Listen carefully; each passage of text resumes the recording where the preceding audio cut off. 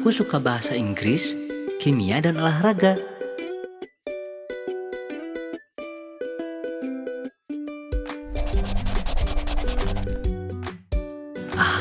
Susah sekali. Pertanyaan selanjutnya saja deh. Apa ya? Bingung banget.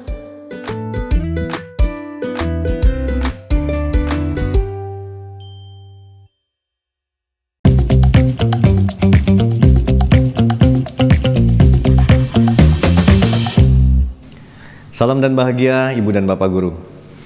Pernahkah Ibu dan Bapak Guru berada pada kondisi seperti Satya?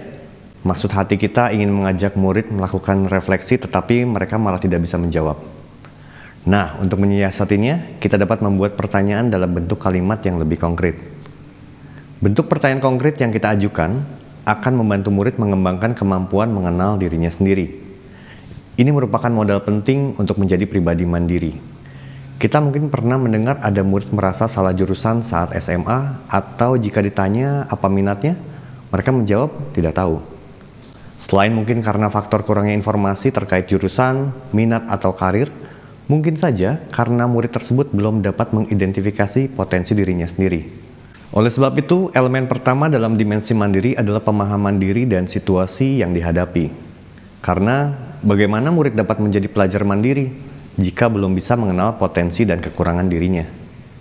Saat murid sudah dapat mengidentifikasi potensi dirinya sendiri, ia dapat mengukur dan melihat kemampuan yang sudah dimiliki, juga ke arah mana minatnya berjalan.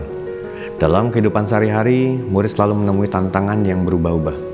Oleh sebab itu, mereka dituntut untuk bisa membuat penilaian dan prediksi yang realistis akan rencananya, sehingga mereka dapat terus mengembangkan dirinya berdasarkan pengalaman belajar dan aktivitas lain yang pernah dilakukannya.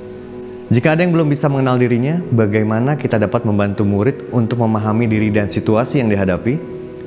Kita dapat mengajak murid melakukan refleksi. Di dalam refleksi, murid dapat mengevaluasi, mengidentifikasi, dan menganalisis situasi diri dan lingkungannya, sehingga ia dapat menetapkan strategi terbaik bagi dirinya di masa mendatang. Untuk lebih jelasnya, dalam elemen pemahaman diri dan situasi yang dihadapi terdapat dua subelemen, yaitu pertama, mengenali kualitas dan minat diri serta tantangan yang dihadapi, dan kedua, mengembangkan refleksi diri. Mari kita bersama-sama lihat penerapannya di setiap jenjang.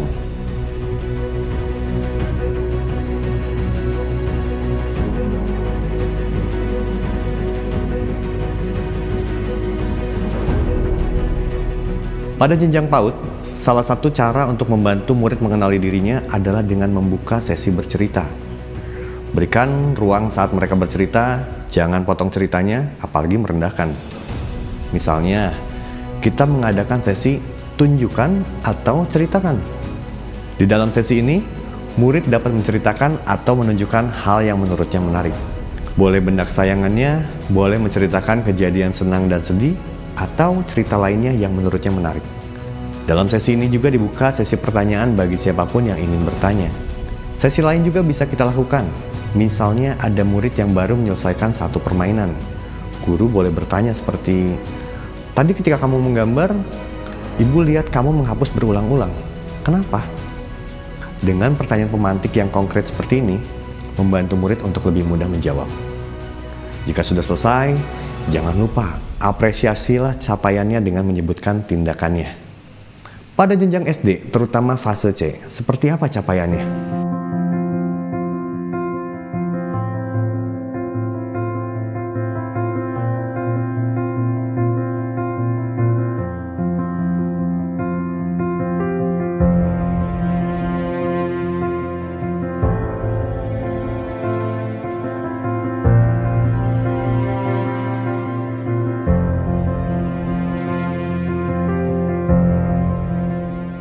Yuk, ajak murid SD untuk sampai pada capaian ini dengan mengadakan sesi apresiasi positif. Setiap anggota kelas dapat menyebutkan satu hal baik tentang dirinya atau temannya. Guru juga dapat memberikan contoh pemberian apresiasi tindakan murid pada praktik sehari-hari. Misalnya saat murid berhasil mengantri. Selain itu, kita juga dapat membuat satu poster refleksi yang dibahas pada akhir minggu. Guru dapat membuka pertanyaan pemantik yang konkret. Kemudian, murid dapat bercurah cerita dan menuliskannya di poster kelas. Setelah itu, ajaklah murid untuk mengevaluasi dan mengidentifikasi bagaimana cara mengatasi tantangan dan kendala yang sudah dilalui. Setelah sesi ini selesai, guru dapat memberikan umpan baliknya terkait masalah yang sedang didiskusikan. Mari kita lihat capaian pada jenjang SMP.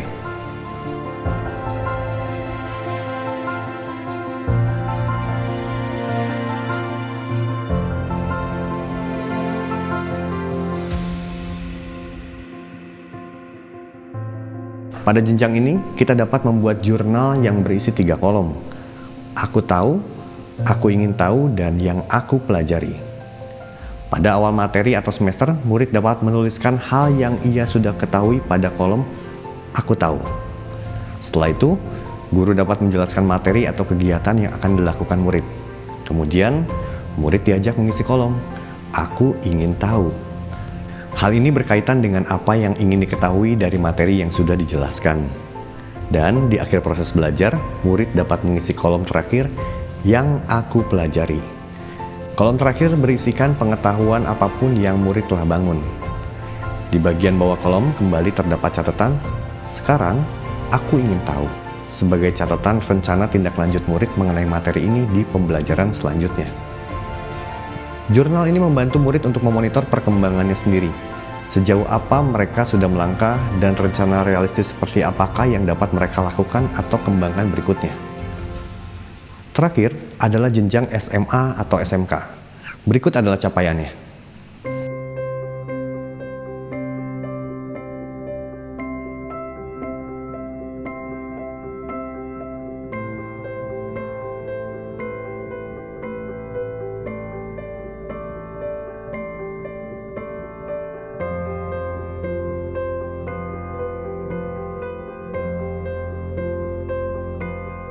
Pada prinsipnya, semua strategi yang sudah kita lakukan pada jenjang sebelumnya dapat kita terapkan pada jenjang SMA.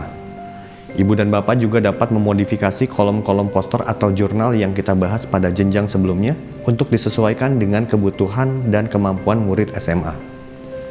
Langkah lainnya untuk membantu murid berefleksi adalah melakukan kegiatan mentoring. Tentukan waktu, misalnya dalam 1 bulan sekali, murid dapat memilih dengan siapa ia ingin dimentori.